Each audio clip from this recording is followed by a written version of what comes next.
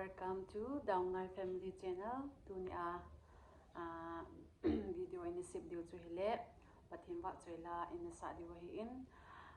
nen hong ke khazi hin dai bangin video ang ke bol thei tapon zong le tunia wa choila in sa diu chu hele nu nei ju si in sa pakai thati bagui long pantai ti chu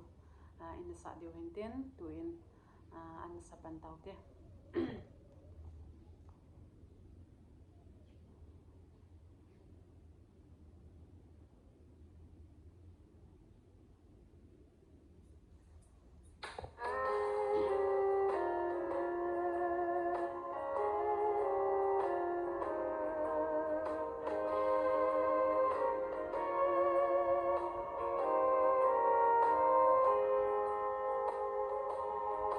pakai thu ti bagui long pantai khada gay sangman ki kuluti insui ki min kwa kai lam tu na dem dal ha khan te in sumi ngai cheng ki gusa di minum tau hi te pakai hum ke sangta lo di balai zo la sung kon hum king ding ta sun sa tin pakai lam tu di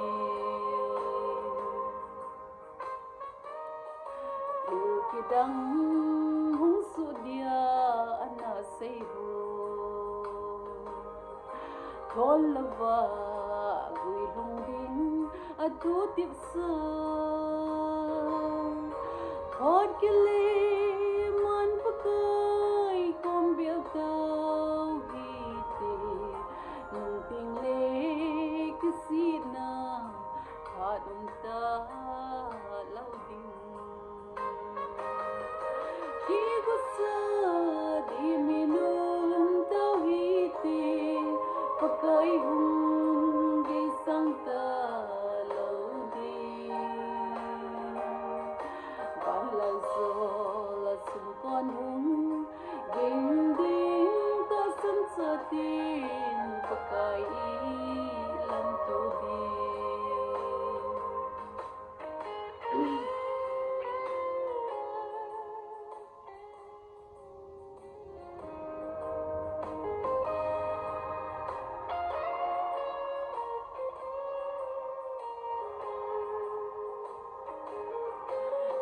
da du tiết sung khu pi nung su gam no il hun thei na ding il long thim kum pi vin pakai kom bel tim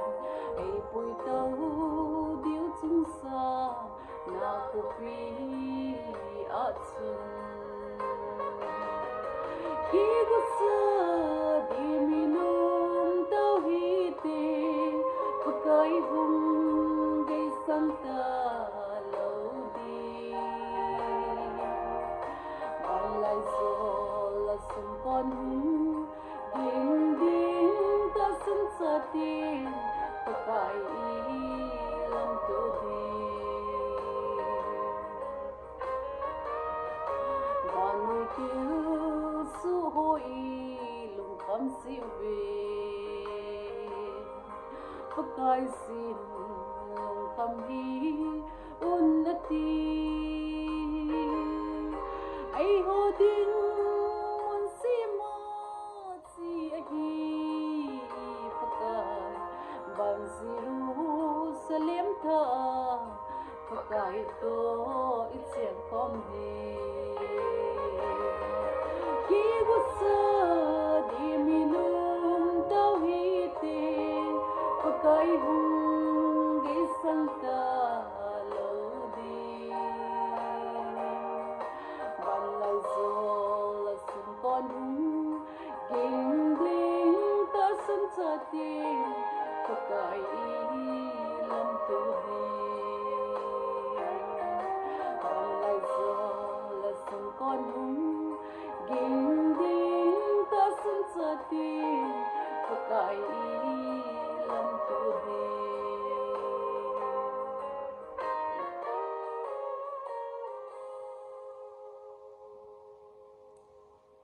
ba choi la ngai zo si na chung chiu ba ke pa thu ka hin sein